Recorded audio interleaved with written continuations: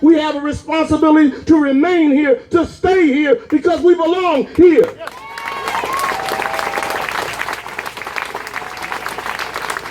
The Native Americans is the only group of people who've been here longer than us. We got 17 to 18 straight generations. Don't tell us where to go. This is where we belong. We dig in here, we fight here. You fight with your heart here. And you listen to what this young sister said. White folks is at the root of all the punishment we've ever went through. And white folks treat black folks in America like we enslaved you. We did not enslave you. We did not tar and feather you. We did not lynch you at random for sport in front of thousands of people. When you finally counted the lynchings, you found over 4,000 when you finally started counting them. 2,500 of them in Florida. And you still didn't get tired. And now we realize that black folks that live here live in the worst state towards people of color in the entire country. Out of all those years since 1966, we never got one policeman charged or arrested. Out of all those years, all we got was lawsuits. We never got justice. It is the responsibility of white citizens to stand up for the America you say you are. The brave.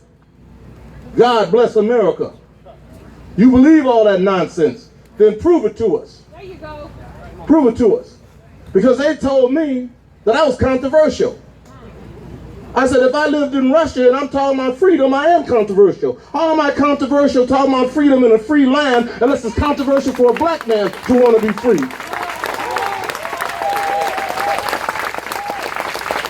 Which speaks to the fact we're still the only people left outside the Constitution and the Bill of Rights.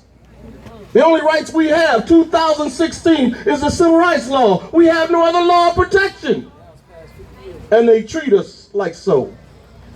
I said in several speeches in several cities, I need to wake up in the morning and declare myself a bald eagle so I can go where I want, land where I want, eat where I want, and you can't touch me, and you can't kill me, and you can't harm me. I need to declare myself the bald eagle because the eagle's safer than the black man walking the streets of America. When I looked at that killing last night, yes, I felt bad, but I thank God. I thank God that the man's mind is so smart, he created technology that will show the world what we've been hollering and crying and screaming and dying about. Technology brought it to the forefront. And I'm proud of that technology. And I'm saying to all you young people, I don't care when they show up, always pull your phone out and turn it on. I don't care what they're doing, pull your phone out and turn it on, because they're going to lie anyway. They're going to lie anyway. It'll work this time if you stand as one, as a family, to embarrass this country and embarrass this state. Matter of fact, since you said that, I'm going to tell you something real bold that I ain't expecting you to do. A sister just said a minute ago, where's she at? She said it's an economic country. She said it's an economic country. If every one of you got a computer and would go online right now and say to every black football player, we don't want no Super Bowl in Minneapolis. We don't want it in Minneapolis. We don't want them to have that economic base. We want to take it from them. Yes. We want to take it from them. Them's our players. We tell them we don't want you to come here. Tell the NFL, take it wherever you want to take it. Don't bring it to Minnesota. Because when your players are out here trying to party, they might get shot. They might get beat up. They might get murdered. Take that Super Bowl somewhere else. If you're arrogant and you're bold, get on your computer and send it to the world. We don't want no Super Bowl here. Don't use our players to get rich and kill our people for fantasy and recreation.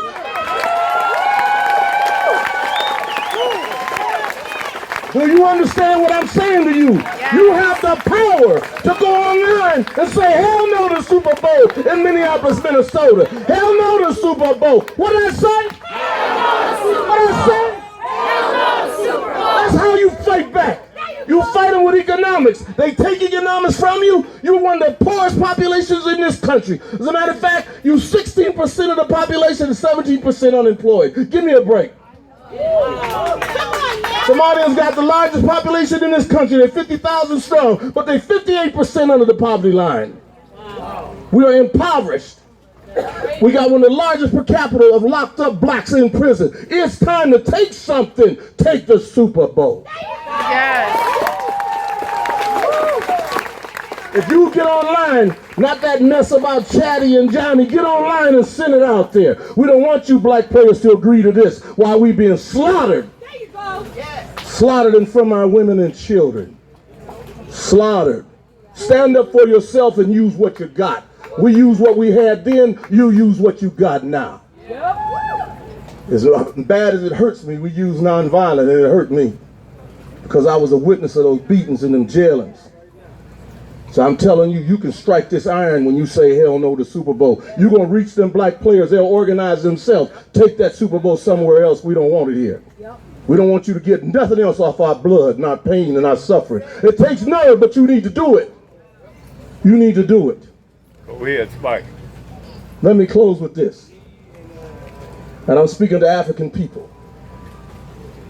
Our ancestors, way up in heaven, are looking down at us with tears in their eyes. And they're wondering, do you care? And do you remember me and what I went through?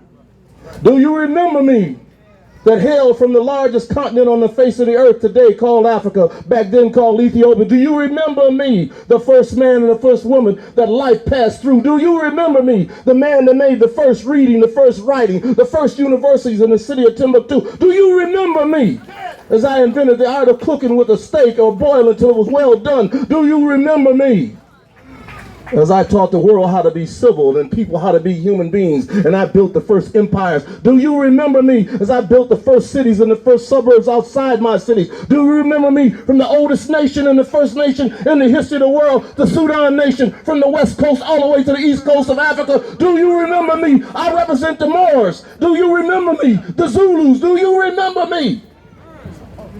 Oh, y'all won't remember me.